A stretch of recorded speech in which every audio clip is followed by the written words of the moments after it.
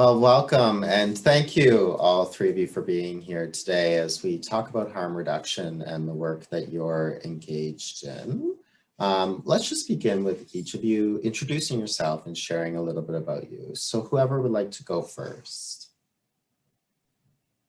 Hi, my name is Adarsh. I am a recent graduate of the University of Alberta. I just graduated from a Bachelor's of Science in Psychology and Biology. I'm also the CTO of Fentagon, and I'm looking forward to working on this project for the year.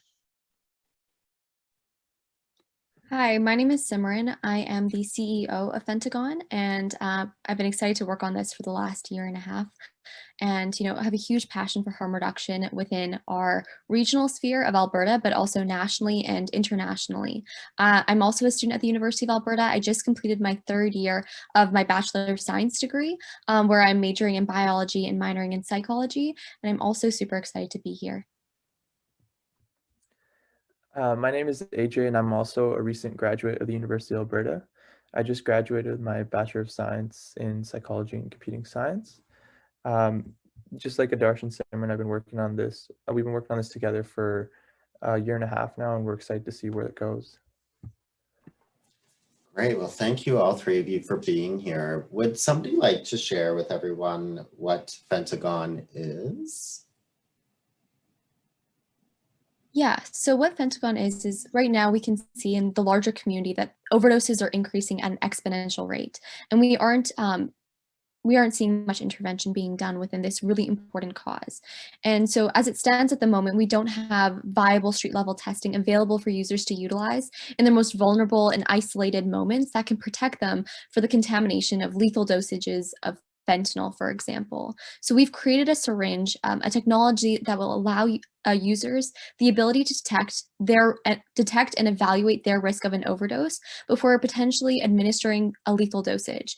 So our hope is to empower users to make life-saving decisions and allow everyone access to equitable, important healthcare information to reduce overdoses within the community. That's great. So how did this all start? How did you find yourselves getting engaged and involved? Yeah, I guess I can start, and then AJ and Adarsh, if you want to add on. Largely, we can see in our community, we're in Alberta, that it is quite hard hit with overdoses and the opioid epidemic, and it's something that's not being addressed, but is continuing to get worse. And personally, I've witnessed a lot of addiction and unfortunately, the passing of loved ones due to addiction within my own family. And so not only does it take away the lives of that specific individual and affect that specific individual, it leaves detrimental effects to those that love them as well. And I had unfortunately had a loved one pass away 6 years ago who we still mourn to this day. And it's one of those long lasting legacies that you hope to see addressed in the community that aren't. And so I think the three of us are really good friends. We're all super involved in the community, and this is something that we're all super passionate about, as I'm sure you're going to hear from AJ and Adarsh. So the fact that it wasn't being addressed by larger community members or the government, for example, was motivation and inspiration for us to take on a hands-on approach and put our science knowledge to use and create a technology that would do just that. Yeah, so I can go a bit into my background into this. So Simran, AJ, and I, all three of us are from a Punjabi community. My parents had grown up here, but they were born in Punjab, as were AJ's. And so when it came to substance use and things like opioids, we grew up with a bit of a, in a cultural context where back in Punjab, opioid and substance use is quite normalized, actually. There's less, back in the day, there was less substance abuse and there was actually substance use for work in the fields. I remember my grandpa telling me stories of in the morning, he would have his workers come in that were going to work the field, and their contractual obligation was that they would give them a cup of tea and a little opioid, and then they would go off to work, and that's what they had to do every day. And so it was very normalized. And then how that translates over to people who are moving to North America and places like Canada and India is that they have a normalized view of use. However, that use is slowly becoming dependency and abuse, but it isn't as talked about in the community because of that contextual history. So what I realized growing up is that there's a lot of substance use in our community, and nobody talks about it. So growing up, we knew it, we all knew it was there, but we didn't know what to do about it, and we just kind of moved along like it was nothing. And you see people dying, you know, people who have passed away from overdoses, and it's just like, oh, that's terrible. And no one really addresses the root problem until we got into university and we started getting introduced to harm reduction, and it really shifted my lens and made me see that, you know, this is the way that we need to be tackling these kinds of issues. So AJ, Simran, and I, about a year and a half ago, started thinking about what are some gaps in the system, and we recognized that there's not really much for the user on the street level. There's a lot for people to go in and interact with big entities like safe consumption sites and government entities and get their drugs tested that way. But there's not really a lot of empowering the user. So that's another thing that inspired us to go forward and create an innovation like Fentagon. Yeah, and I'll just add in, I think Simran and Adarsh encapsulate it perfectly, but my experience is very similar. Growing up in like the Indian community, there's a big stigma around drug use, and nobody really talks about it, as Adarsh said, but it's kind of underlying. You see a lot of people use, and you see kind of detrimental impacts it can have on their life as well. And I think that's what makes you the saddest, when you see like somebody overdose and you think about the impacts it has on their family, on their community, and you kind of just wonder, like, was there anything that could be done to potentially prevent this person from overdosing, to help them early on, right? And we're kind of big proponents of, like, people can't even get treatment if they overdose, right? Like, people have to be alive in order to get treatment. So that's kind of our big sort of mission, and that's what motivated me to get involved with this project as well, because we've seen the impact overdose has and addiction has within our community, and we just want to make a positive impact, really. That's really great. Thank you, all three of you, for sharing that. So you start with developing this idea. How did the initial process sort of come about? Yeah, so I guess we came up with this idea largely just stemming from a passion to want to see and address this issue of harm reduction within our community. And from there, we brainstormed, we were thinking about how we could integrate our science backgrounds into this. And then we entered into the World's Challenge at the University of Alberta, which was for an initial $10,000. And we kind of wanted to see where our idea would take us. And we ended up winning, which really validated that this was something that the community really wanted to see. And so with that initial $10,000, we partnered with 2 university labs at the University of Alberta, studying particularly in biochemistry and opioid research, where we've been conducting research trials ever since to ensure like the efficacy of our syringe. But beyond that, we also just recently won the Telus Innovation Challenge, which I'm sure we'll touch on later as well.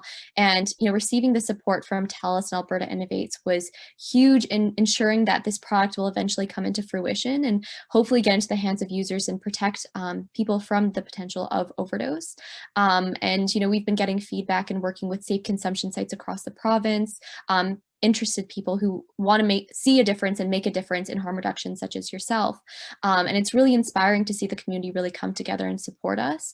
And I guess working with everyone based off of this idea a year and a half ago, we've come so far and we've garnered a lot of support. So that's largely where we've started, and I guess where we're at the moment.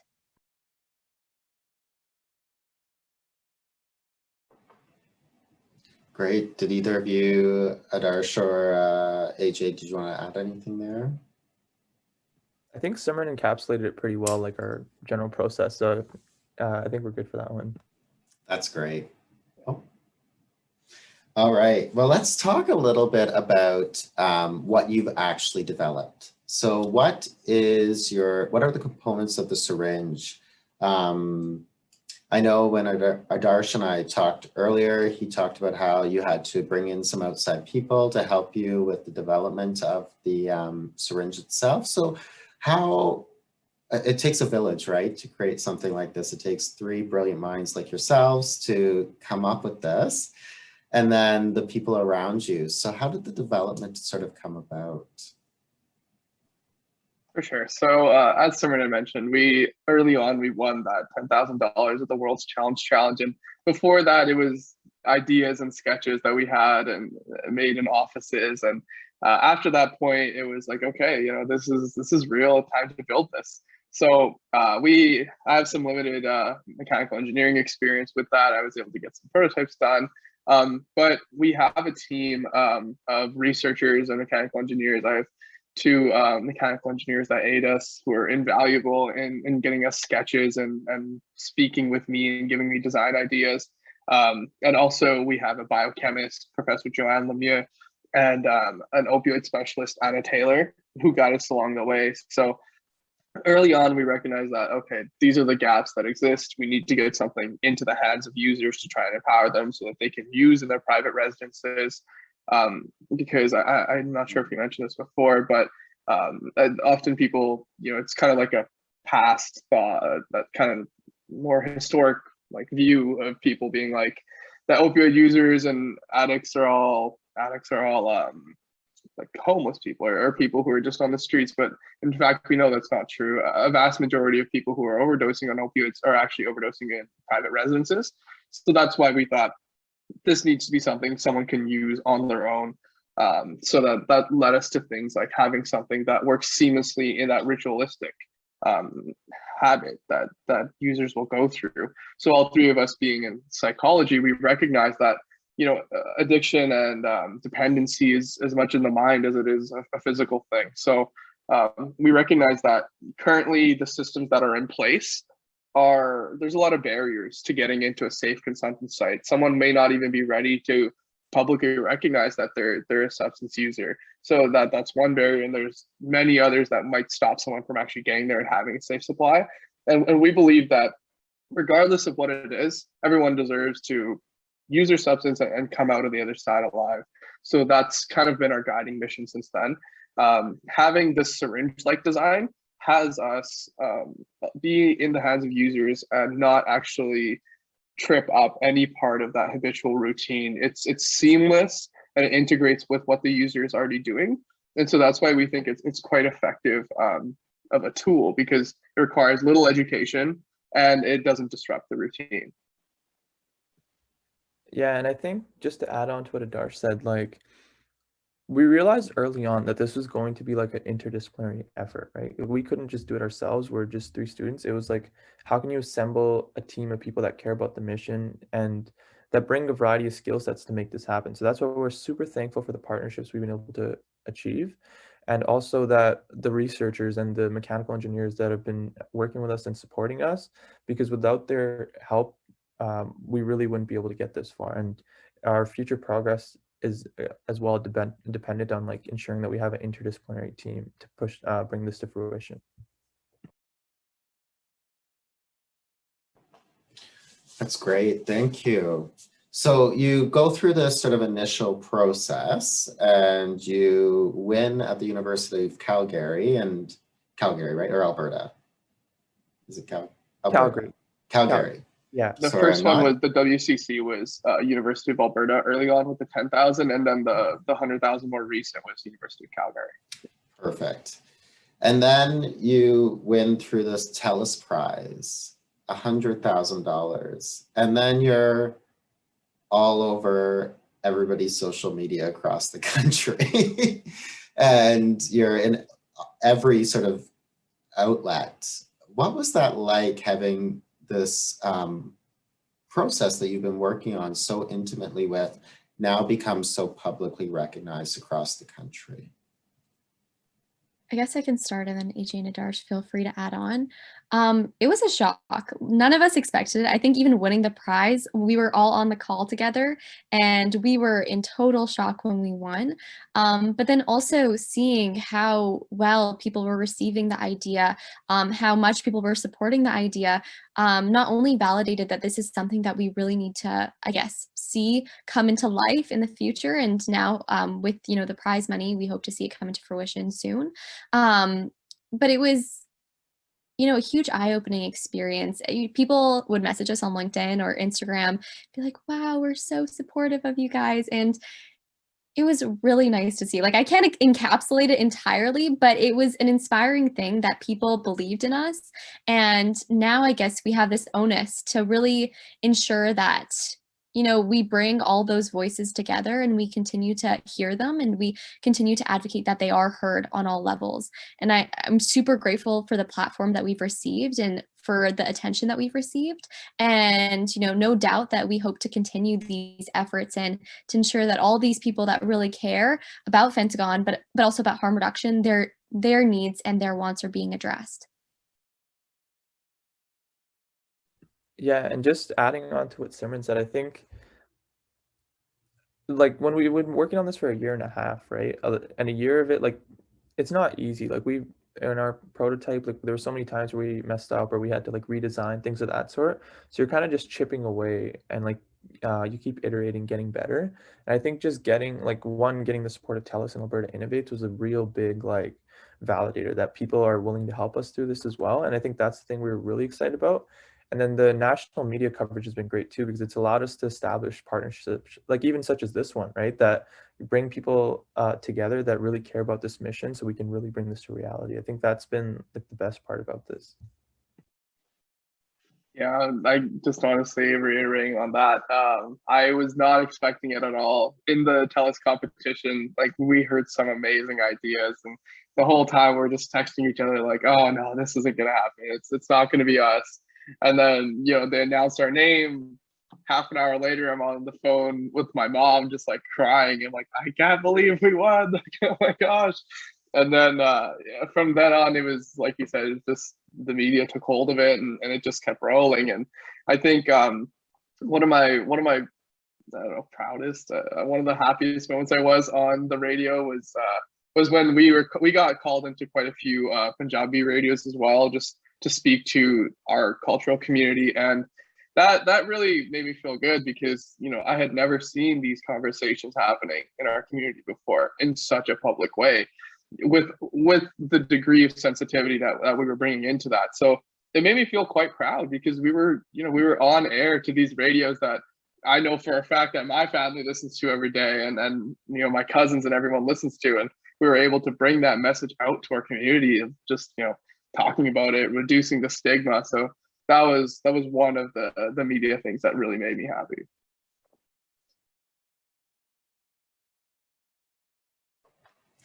That's great. And that is something actually that came up today when I was talking with a colleague earlier, actually, because May is recognized as Asian Heritage Month.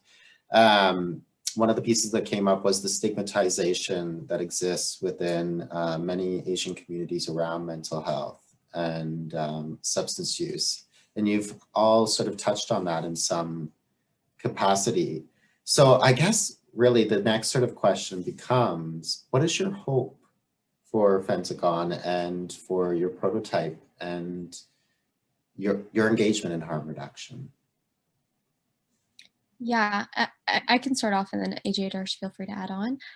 But I think now we've been given like this platform to really not only see our innovation come into fruition, but also advocate for harm reduction. Adarsh kind of mentioned it previously, but we were given the opportunity to create conversation on something that's so highly stigmatized.